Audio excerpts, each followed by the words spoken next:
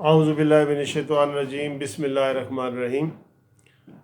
دوستو، کل سے آپ دیکھ رہے ہیں کہ سیاسی معاملات میں بڑی ہلچل مچی ہوئی ہے، اور یہ اسد عمر کے استعفے کے بعد اور پھر جو کابینہ میں یہ رد و بدل کیا گیا ہے اس کے اوپر بہت ساری بحث ہو رہی ہے۔ تو میں یہ سمجھتا ہوں کہ کل میں نے ایک ویڈیو آپ کے ساتھ شیئر کی تھی، لیکن آج میں دو باتوں کے اوپر آپ کے ساتھ ویڈیو شیئر کرنے لگا ہوں۔ آپ بھی اس میں تبصرہ کر سکتے ہیں، ہر بندے کا حق ہے کہ اس کے اوپر تبصرہ وہ کرے۔ یہ جو دو چیزیں میں آپ کو بتا رہا ہوں وہ یہ ہے کہ عمران خان نے کل تقریباً 5 کے قریب اپنے دوستوں کو جو غیر منتخب تھے، جو ایم این اے نہیں تھے اور نہ سینیٹر تھے، ان کو انہوں نے وزارت اور مشیر کے عہدے پہ فائز کیا ہے، جس میں فردوس عاشق اعوان اور حفیظ شیخ صاحب مشیر خزانہ اور دیگر ان کے دوست شامل ہیں۔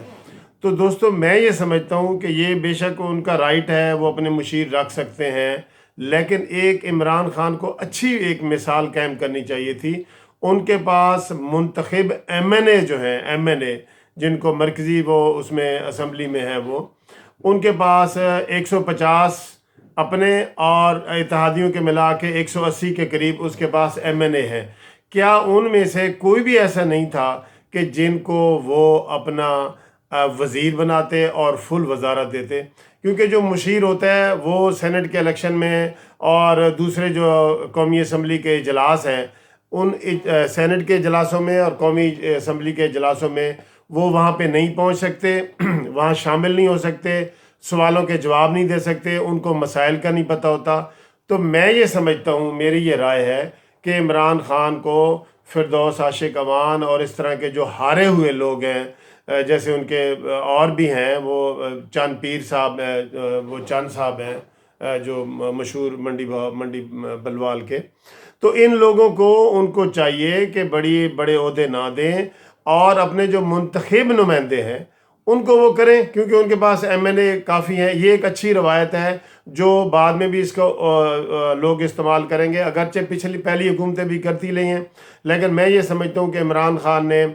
آدھی کابینہ تقریباً ایسی بنا دی ہے جو غیر منتخب ہے، جن کو عوام کا مینڈیٹ حاصل نہیں ہے، جو کوئی پابند نہیں ہے کہ اپنے حلقے میں جا کے وہ عوام کے لیے کام کریں۔ تو اس چیز سے اجتناب کرنا چاہیے، اور میں ان کو یہ کہوں گا کہ وہ ان لوگوں کو ہٹا کے وہاں کے جو منتخب ایم این اے ہیں، جو اپنے حلقے ہیں، جن کو جو جواب دیں اپنی عوام کو، ان کو لگانا چاہیے۔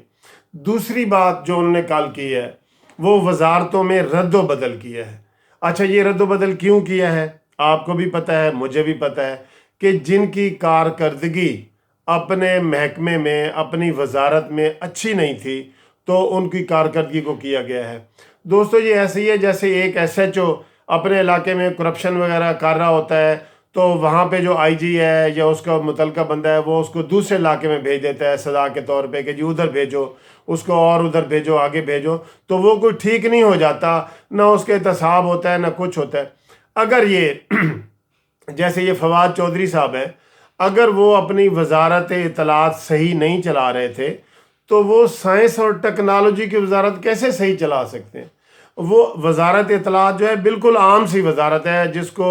ہر معمولی پڑھا لکھا بندہ بھی جو ہے نا آسانی سے چلا سکتا ہے، لیکن سائنس اور ٹیکنالوجی جو ہے اس میں تو ایک بڑے P H D degree holder اور سائنس سبجیکٹ کے ماہر کسی کو لگانا چاہیے تھا۔ تو میں یہ سمجھتا ہوں اسی طرح انہوں نے جو دوسری وزارتیں بھی تبدیل کی ہیں، تو یہ کوئی اچھی روایت نہیں ہے۔ ہاں، اگر ان کی کارکردگی اچھی نہیں تھی تو ان کو وہ فارغ کرتے، اور جو لوگ دوسرے ان کے پاس موجود ہیں ان کو وہ وزارتیں ڈالتے۔ یہ وزارتوں میں رد و بدل یہ کمزور سا ایک موقف ہے، ایک کمزور سا پہلو ہے۔ تو میں یہ سمجھتا ہوں کہ یہ جو دو چیزیں عمران خان نے کی ہیں،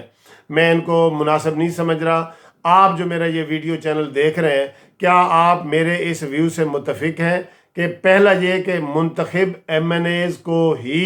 وزارتیں دی جائیں اور غیر منتخب یا ریجیکٹڈ اور ہارے ہوئے لوگوں کو वो मुशीर और वो ना बनाया जाए। और दूसरा ये कि जो नलायकी की वजह से एक वजारत से हटाकर दूसरी पे लगाया है, ये भी कोई अच्छी चीज़ नहीं है। अगर वो नलायक थे, निकम्मे थे वज़ीर जो पहले सारे तब्दील हुए हैं, ग़ुलाम सरवर वगैरह और फवाद चौधरी वगैरह, तो उनकी जगह नए लोगों को मौका देते ताकि वो नए तरीके से काम करते हैं। वजारतें तब्दील करने से कोई फ़र्क नहीं हुआ। तो मैं ये समझता हूँ कि ये जो 2 इक़दाम हैं मेरे जो ज़हन में, मैंने आपके साथ ये शेयर किए हैं। आप भी इसके ऊपर कमेंट्स करें और बताएं कि क्या ऐसा करना चाहिए था या अच्छी रवायत कायम करनी चाहिए थी। Thank you very much for watching this video.